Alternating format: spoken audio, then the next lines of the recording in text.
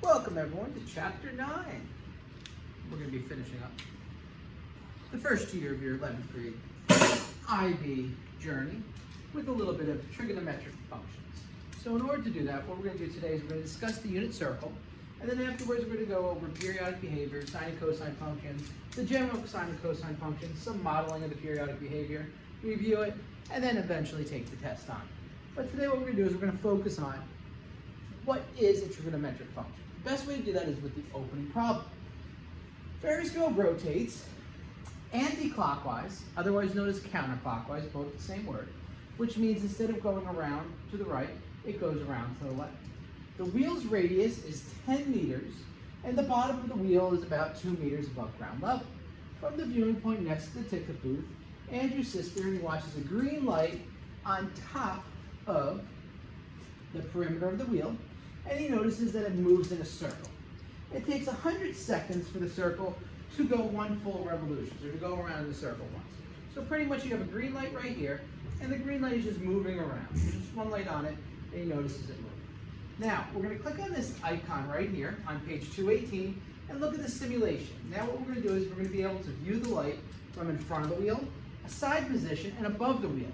And then after that, we're going to observe the graphs, the green light's position, and rotating it at a constant rate. Now, as this is happening, what Andrew wants to do, and I'm going to go back to that in a second, he wants to estimate how high the light is above ground level at 2-second intervals, and what a graph of this data looks like. He's going to assume that the light is initially in the position as shown, right here. Then he's going to estimate the horizontal position of the light in 2-second intervals and graph that data. What are the similarities and differences between these two graphs, and how you can write a function that will give the the height of the length at any time t in seconds, and then the horizontal displacement in any t seconds. Now we're going to do this in the fourth lesson, actually solve this problem, but to give you just a general idea of how this problem works, let's go back and look at the demo. Now you can click on this demo in your book, and it brings you right here. And as you can see right here, the Ferris wheel is rotating at a constant speed. All right, we'll just close this window, make it a little bigger. There we go. There is a light on the perimeter of the wheel. So here's the light right here, and you can see the Ferris wheel rotating at an anti-clockwise or clockwise motion. Now, notice how the light right here is moving in a circle. Pretty interesting, right? Now, if we're viewing this from side on, like someone's standing right here and looking at the Ferris wheel, we can see the height, and the light is going up, and then it's coming back down, going up and down, based on its position. Pretty interesting. If we were to make a curve, and doing this over time, you can see the height goes up, almost stops, and it starts to go down, reaches the level right here, that's with the axes, goes down to its lowest point, and then it goes back, and it continues. Okay, this creates an oscillation. Oscillation is when you have almost like something called a wave curve. It's going up and down over time, and as you notice, it's repeating itself over and over in a similar way. Now, if we view the Ferris wheel from above, so now I'm standing in a balloon. I'm in this balloon. The balloon goes over here, and it's looking straight down. You could see that the light is going from left to right and back left to right. All right? If you look at this curve, your horizontal displacement, okay, look at it, it's going all the way over to here, and then once it gets here, it starts to move back. And now time is your vertical axis. Okay, so it's pretty much the same exact curve. It's just instead of your time axis is switching from the x-axis to the y-axis. All right, and as you can see, once again, it's oscillating from side to side over time. Pretty interesting, right? All right, and it just repeats. Now, we notice that it's rotating at a constant speed, and there's a perimeter on the wheel. All right, and notice the light move in circle. Okay, so we did all this stuff. All right, so that's pretty interesting right there. And we go back to, so that's just some things, some things to think about. We're moving on, all right? Now, what we're gonna get into today is the unit circle. So this is the first step in solving how to solve that opening problem. So you have to know what a unit circle is. In order to do that, you're going to define sine and cosine. We're going to figure out what exactly those mean. You learned that in trig. If you ever did trig in geometry, which everyone should have in this class, You comprehended the periodicity of the trigonometric ratios. We're going to use the unit circle to determine angles, and then use the unit circle to evaluate any different types of trigonometric functions. So first off, when we introduce any non-right triangle in trigonometry, we use a unit circle to give the meaning of the trigonometric ratios for obtuse angles. Okay? Now, a unit circle is a circle with a center that is 0, 0. So your center is the center. This is your unit circle. So you have your x and y axis, the center is 0, 0, and the radius is 1 unit, meaning that everything from the center is 1. So this is 1, 1, -1, and -1. The equation for a unit circle, and this was done once again in geometry, you should remember is x squared plus y squared equals 1. Okay? So this is always going to be true. So as x increases, y decreases. Okay, as y increases, x decreases. Pretty simple stuff. We also know that if we extend our definitions of sine and cosine to include all angles, this will actually allow us to understand and study the sine and cosine functions that we want to deal with. All right? So unit circle, everything's going to come from this list. So number one, the definition of sine and cosine. If point P, right here, point P, is a point on the unit circle such that OP, that means from the origin to P, makes an angle, and this is our angle right here, that is anti-clockwise from the positive x-axis. Now that's a lot of stuff here. So we have our angle, okay? What exactly is our angle? Well, we're going to figure that out. And then we have point P and we have the origin. So, what is the x-coordinate? Well, the x-coordinate is going to be your cosine, and your y-coordinate is going to be your sine. Now, the reason for this, and I'm going to give you this really quickly, and you don't really need to know this to do this class, but when I go out from the origin to P, right, and I have my angle here, and that angle is with the x-axis, if I make a line that goes down here, okay? So now this is going to be my y, right? And however far it goes over this way is going to be my x. Now, if you remember anything about trigonometry, you should remember sine SOHCAHTOA, sine opposite over hypotenuse, cosine adjacent over hypotenuse, and tan opposite over adjacent. All right? So, if I want to find out what this is, I want to find out the x thing, okay? So I know cosine, so I'm dealing with this angle, this is adjacent, this is opposite, and this is hypotenuse. All right? So, I want to do sine. Sine of this angle equals opposite, which is y coordinate, over your hypotenuse. Cosine of that angle equals adjacent, which is my x coordinate, over hypotenuse. Now this is all the same, so the way you can actually find out what x and y are is you would just multiply the hypotenuse by cosine, you would multiply the hypotenuse by sine, and that's how you would get y coordinate is sine theta, x coordinate, which is adjacent.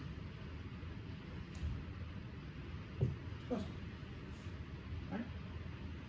So, now you don't need to know, but it's interesting. The p coordinate is cosine sine. Right? Got it? And the way we can do that is we just take the h's and we make them equal to each other. Alright? But that's a little bit too much to get into at this moment. But that's how we find the unit circle. So, cosine is the x-coordinate, sine is the y-coordinate. That's the key. Okay? No matter what we do with this p, wherever we move it, your cosine is cosine of the angle, this p is sine of the angle. I mean this x. Alright, so your xy is cosine sine. Alright, and once again, this is just your xy coordinate. Got it? Alright, so what exactly does that mean? Well, This is what it means. For all points on the unit circle, and these are only points when y is from -1 to 1. When x is between -1 and 1. Okay, only between these 2 points. Anytime x is between these points, and x squared plus y squared equals 1. So that means the radius has to be 1. We can therefore conclude the following. Cosine has to be between, this is my x, -1 and 1. We can also conclude that sine, the y value, has to be between -1 and 1 as well, right? Because the cosine is from -1 to 1, our sine is from -1 to 1. You don't have any unit circle outside that area. Now, based on that information, we can also conclude that cosine squared plus sine squared equals 1. Okay, if I go back to my unit circle, okay, if I made this like this, all right, this is always going to be 1. Okay, that was my hypotenuse. So you have your cosine theta, right, which is my x, and my sine, which is my y. A squared plus b squared is c squared. Cosine plus sine equals 1. Okay, the problem I did before is I forgot to say my hypotenuse is 1. So with my trig function, for instance, sine theta equals opposite over hypotenuse. So sine theta equals my opposite, oops, sorry. If this is my angle, right? Opposite over hypotenuse.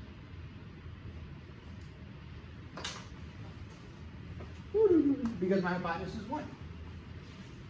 That's what I forgot. Oh well. Alright, so periodicity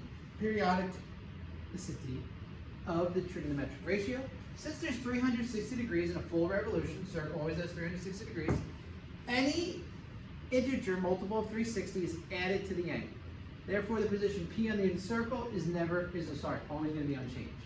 So for instance, anytime K is all integers, cosine, the angle plus 360 times K, K just represents the number of spins you have, and that equals cosine. So for instance, what that means is cosine of 5 degrees is the same as cosine 365 degrees. Is the same as, if K was 2, 720 plus 5, 725 degrees. Alright, because you have your circle, right? So if you have an angle right here, say this is 10. If I go all the way around, that's 360 plus 10, that's 370. Cosine 10 is the same as cosine 370. If I go around twice, 1, 2, that's 720. 720 plus 10 is 730. 730, cosine 730, the same as cosine 370, the same as cosine 10. Okay, so, and the same thing works with sine. Anytime you add the angle to sine, no matter how many times you go around, so that means that sine 10 is the same as sine 370 is the same as sine 730, and so on and so forth. The periodic feature right here is important for the properties that we're going to deal with trigonometric ratios. All right, so that's all the good guts that we need to learn about how to do. And now what we're going to do is we're going to get into the actual lesson. Exercise 9.A. Now, just so you guys know, if an angle is measured clockwise from the positive x-axis, it's going to be negative. So anytime you go clockwise, the direction the clock goes around in a circle, all right, or the direction you tighten the screw, righty-tighty, the answer is going to be negative. If you go left, counterclockwise, your answer is going to be positive. State the exact coordinates of A, B, and C in terms of sine and cosine. So, number 1. A. Well, let's look at the coordinates. We said before that our x coordinate is cosine, our y coordinate is sine. So the exact coordinates, so we don't have to estimate, would be, since we're dealing with 26 degrees, cosine 26, sine 26. All right? Next one. B, 146. You should have been cosine 146, sine 146 degrees. And then C, cosine 199, sine 199. Now part 2 says use your calculator. here's the coordinates of ABC, correct to 3 decimal places. Not 3 significant figures, but 3 decimal places. So get your calculator out. And typing it in your calculator, the first one you should get, oops, I don't want to give you that hint yet. If you did it like this, like, okay, let me go. I got my nice calculator, cosine 26. Oh, this is so easy. 0.647. All right, do you guys get that? If you got that as an answer, you're 100% wrong. Not the answer. The reason for that is you have to make sure your calculator is in degrees. Okay, see how these are all degrees? There's 2 different measurements in a calculator. There's radian and there's degrees. Now on your graphing calculator, the degrees button is right there. Now where is it? Take my graphing calculator. Boop. I hit the word mode. Mode. Okay, I go down. Right now it's in radian. No good. I press to the right, I press degree. I hit enter. Now it's in degrees. Get out of here. Press clear. Now I press cosine 26 again, and look what happens. It changes my answer. Radians is when you take the degree and you deal with 2 pi to change your degree into radian, okay? So we don't want to do that. We're not doing radian, we're doing degrees, so we turn to degrees, and that would be my correct answer, 0.899, because remember to round it. So your answer should be 0.899, and then you type in sine 26, and you're good. Once you change your calculator to degrees, it's always going to be in degree until you reset it, and then it goes back to radian. Okay, now the key thing you also need to know is, if you're doing regular addition, regular subtraction, degrees and radians don't matter. It really just matters for the trigonometric functions for what we're doing. All right, so type in the rest. Should have got negative 829,559 thousandths. And then you should have got negative 0.946, negative 326 thousandths. Okay? All fairly simple to do. All right, now what I want you guys to do, I want you to take this information, try number 1b. Okay? Use the coordinates here. You're going to do it with the trig functions, and you're going to do it exact. The only one that should be a little tricky, that one. All right, A, cosine 123, sine 123. B, cosine 251, sine 251. And then finally, B is cosine, and you can put a negative in there, negative 35, comma, sine negative 35. All right, so now what I want you guys and girls to do is to enter that into your computer. All right, you're still in degrees, negative 0.545, 0.839, negative 0.326, negative 0.946, 0.819, negative 0.574. Right, that's it. Thought he was frozen, didn't he? All right, do C. Oh, look at that one. That's crazy. C. CC is crazy. It looks a lot nicer in the book. If you never like my things, I try to make them colorful so you can see. You can always look in the book. It's always cleaner.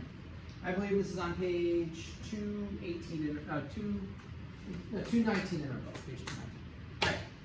Letter A, cosine, negative 162, sine, negative 162. B, 298, cosine, sine 298. And C, whoop, whoop, it is going to be cosine 486, sine 486. You can also, if you would like, if it makes you happy, put cosine 126, sine 126. Just subtract 360 from each one. Do you need to do that? No, it's actually more work than you need to do. So why waste your time? Type in your calculator. Negative 0.951, negative 0.309.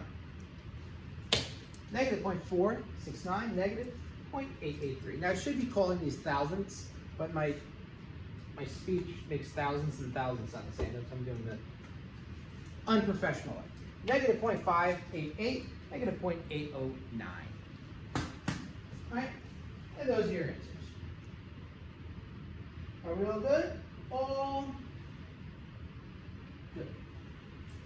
Number 2. With the aid of a unit circle, complete the following table. That will be useful to remember in trigonometric ratios we found in questions in 2 and 3. Now, let's look. First thing, write down what the point is. So 0 degrees is right here. So the point at 0 degrees, remember it's going to be cosine, sine. Cosine is your x value, sine is your y value. So at 0 degrees, I'm at this point over here. All right? Now, what is my point called?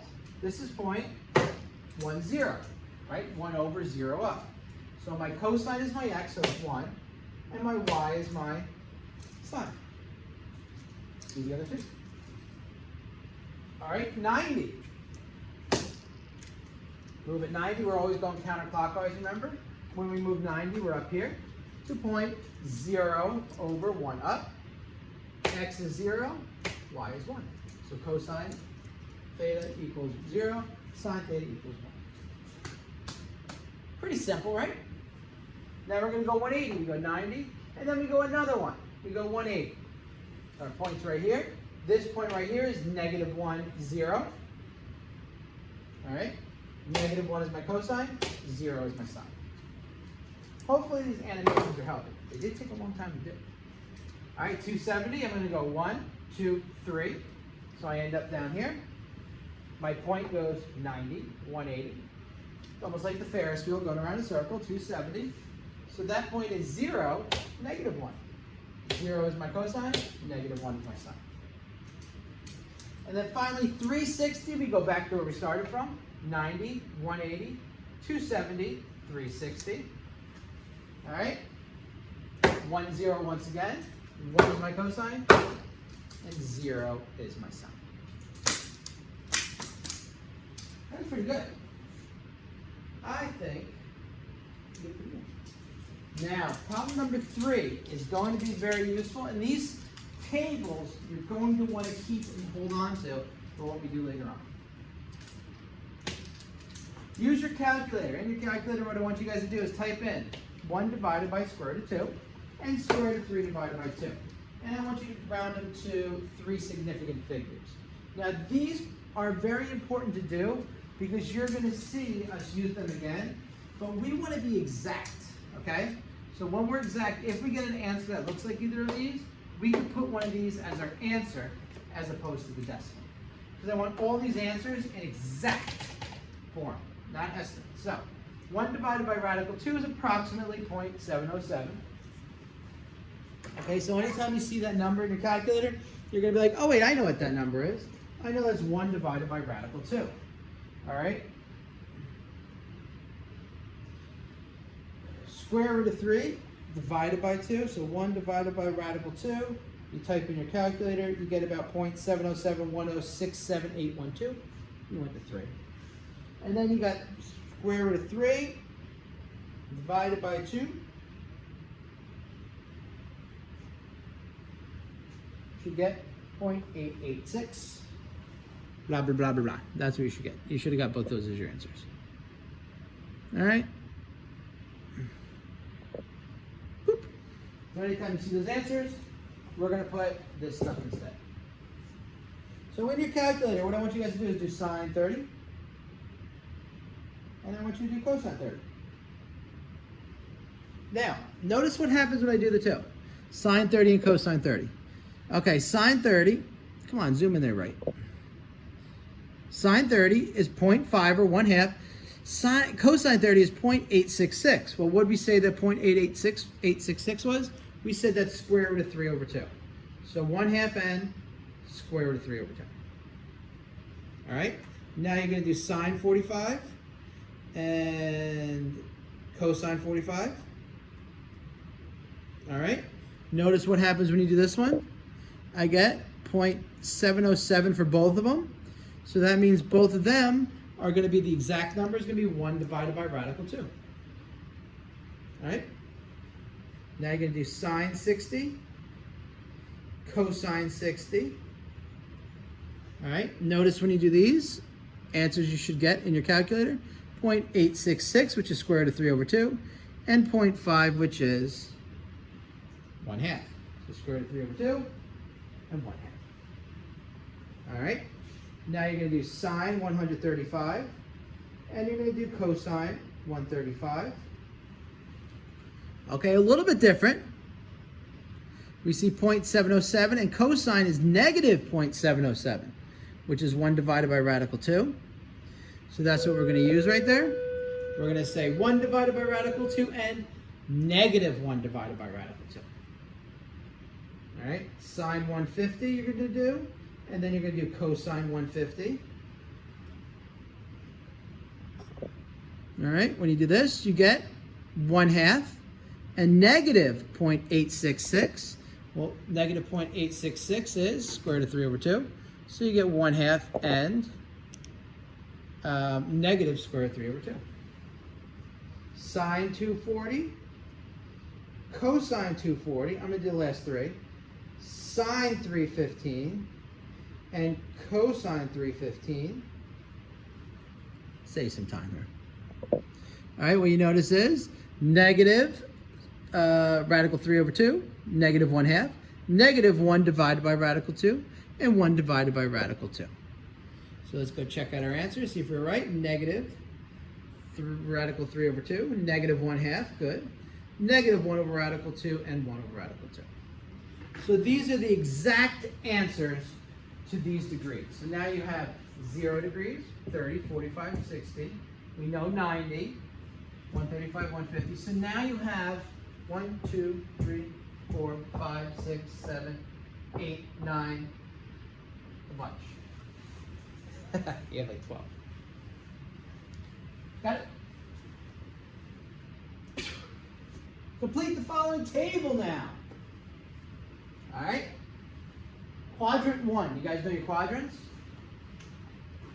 This right here, quadrant 1, quadrant 2, 3, 4. Going back to good old algebra.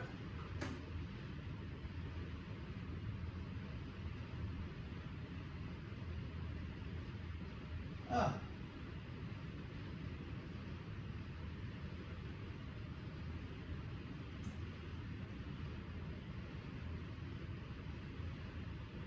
All right, ready? So,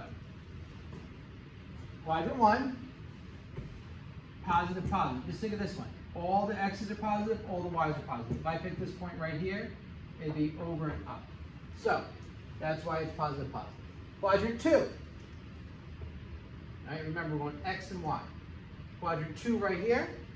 What's that? That is going to be a negative and a positive. Okay? So what that means is cosine is negative, sine is positive. So your x values are negative and your y values are positive. All right? Still good? Next one, third quadrant. That's from 180. So this is from 0 to 90, 90 to 180, 180 to 270. Let's look. Negative, negative. So that's negative, negative. Your x and y value. Remember, this is my x values, this is my y values. And then quadrant 4 is from 270 to 360. Positive, negative. So my cosine is positive, and my sine value is negative. So once we have this filled out, it's actually very easy to do, isn't it? So what we're going to do now is we're going to say, okay, when is cosine positive? Well, cosine is positive from 0 to 90 and 270 to 360. So it's positive in quadrants 1 and 4. What value is it negative? Right here. 90 to 270, which is quadrants 2 and 3. Okay? So it's positive anytime you're on this side, always positive, and it's negative on this side. And with sine, okay, next one. When are cosine and sine both negative? Quadrant 3. When is cosine negative? Sine positive. That'd be what? What? Cosine negative, sine positive. That should be 2. Right? Bound to make this. How did that one pass me? Oh well. And that would be 2.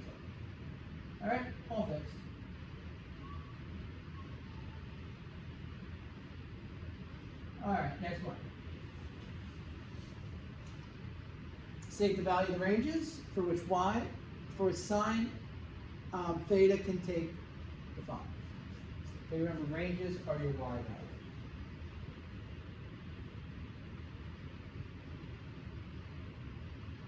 All right.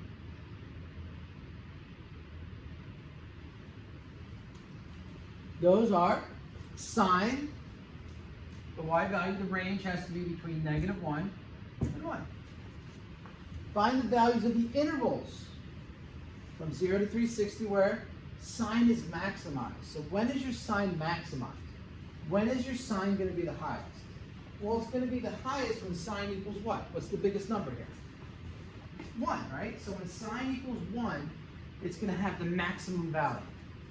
So when does sine equal 1? So when is my y value 1? Right here. Right? So it's maximized at 0.01. Now 0.01 is how many degrees? Let's go this far. How many degrees is 0, 1? Well, let's look. 0, 90. So when the angle is 90 degrees, your sine is maximized. Right? Number 2, minimize. When is sine minimized? Well, what's the smallest value of y? A sine? -1. Where's point -1? Where's sine -1? Down here at 0, -1. How many degrees is that? 90, 180, when the angle is 270. All right? When is sine 0? 2 places. All right? Sine is 0 here and here. So it's 0 at 1, 0, and at -1, 0. All right? Now what angles are those? That's at 0 degrees, and that's also at 180 degrees, 0, 180, and don't forget about 360. All right?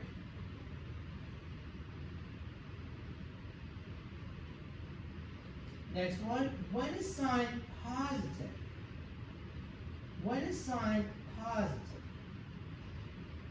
Well, it's positive anytime it's where? It's above the x-axis. So when is it above the x-axis?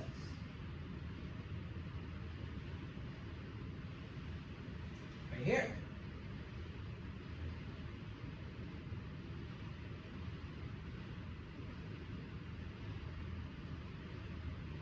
All right, so that's where it's above the x-axis.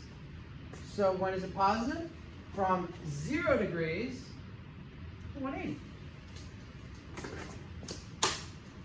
That's pretty easy. When is it negative? When is it negative?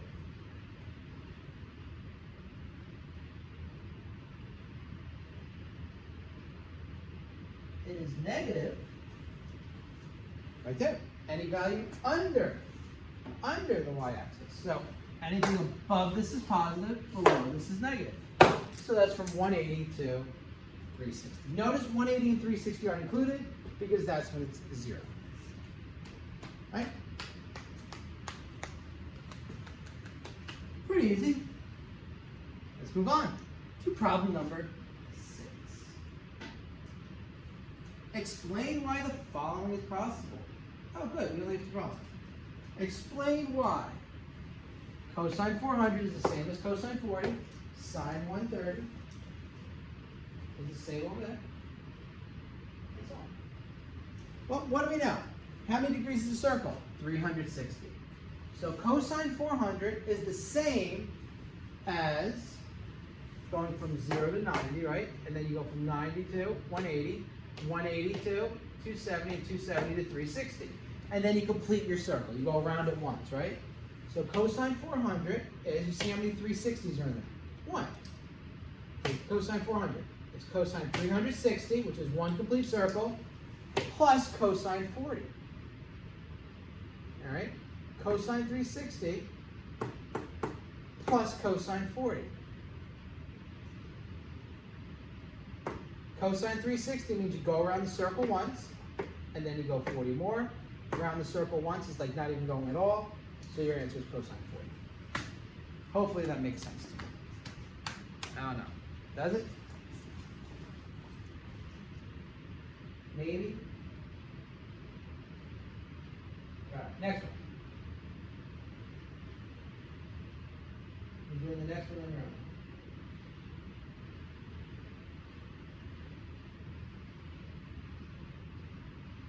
All right? Sine 130. Now we want to get to negative 230. So how do you think we could do that? Well, sine 360 minus 230. Weird. 360 minus 230 equals 130. Sine 360 means you go around how many times? Once, and then you're left with negative 230. So the answer is sine negative 230. Pretty much what you're doing is, I'm going to go over and show you this example. Sine 130 means I go right around here. That's about 130. Sine negative 230, right there. And guess what? They meet at the same place. Right? Sine 70 is sine 790. Well, sine 790, I can go 360 into it, and that gives me 430. I can take another 360 out, meaning I take it 720 out. All right? So if I take 720 out, all right, how many times around is 720? Twice. I go around twice, around 2 times, and then I have to go 70 more. So what that means is, it's just equal to cosine 7. And what they're saying is, when I go cosine 720, I'm going 360. I'm going 360 more, so now I went 720. And now what I do is I go 70 more on top of that, and I end up breaking it. And it's just as if I just went 70. All right, pretty simple concept. Ready? Oh, last problem. The coordinates on the unit circle alongside have been rounded to 3 decimal places. All right? Use the unit circle to determine its value. Now I got some numbers up here. We're going to use this unit circle to determine the values of the numbers. Hey, I just swore I changed that to red. Why did it go back that way? All right, so first thing, cosine 27. 27 degrees. Now my cosine is my x value, so it is 0.987. 0.891. I think it's 0.987. Oh, you go. Sine 27. So that's our y value. 0.454. See, unit circle's not that bad. You should never be scared of it. Sine 131 degrees. So 131 degrees is how many degrees? I don't got that there, but what do I have? I have a 90. All right, I know that from here. Get away, Margaret. From here to here is 90, and then I can go 41 more, and that gives me my 131. So that means that this is 90, which is this much, plus 41. So this whole thing is 131. So my sine is my y value, 0.75. Right. Cosine 258. All right, let's see. Let's see which one this is. So if we go 90, 180. All right, this is 12, so that means this piece is 12. So let's go one more. If we went 3, we get 270. Up 270 minus 12. So we go all the way around to 270, and then we're going to go back 12, and that's how I get my 258. And the answer is the x value, which is negative 208 thousandths. Right? Almost like a little game. Fairly simple, not too terrible. Right? Guess what? Two more. E and F. Actually, four more. E, 387 degrees. All right, let's go check this out. 387. Well, I know if I go around once, woo, 360 plus 27 is my 387. Cosine is my x value. Should be 891 thousandths. Cosine, 491. So 360. All right, let's go 90 more. That's 450. All right, 360, 450. I need 491 plus 41. There we go. So 360 plus 131, which is 360 plus 90 plus 41, which is cosine, which is my x value. There you go, then 90 plus 41. My x value is negative 656 thousandths. That's too many things. Too many things. Last two of the day. All right. Coordinates in a circle. Sine, negative 101, 102. So 102, since it's negative, we have to go clockwise. So let's say this is negative 90. That's no good. Negative 102. Oh, what's this? If I go another negative 12, negative 90 minus 12 is 102. Sine is the y value. Negative 0.978. Ooh, last one. Sine 747. So one time around, 360. Another time around, 720. And 27. See what they got? They got 720 plus 27. So sine of 27, which is 454 thousandths. Bam. Unit circle. Fairly simple. We don't even get into the difficult part of it. Drop the mic. Hold on.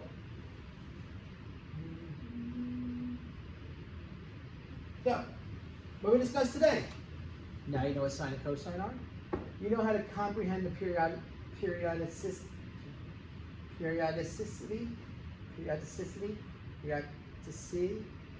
of the trigonometric ratios. You can use a unit circle to determine the angles. Just remember, cosine is the x value, sine is the y value. All right.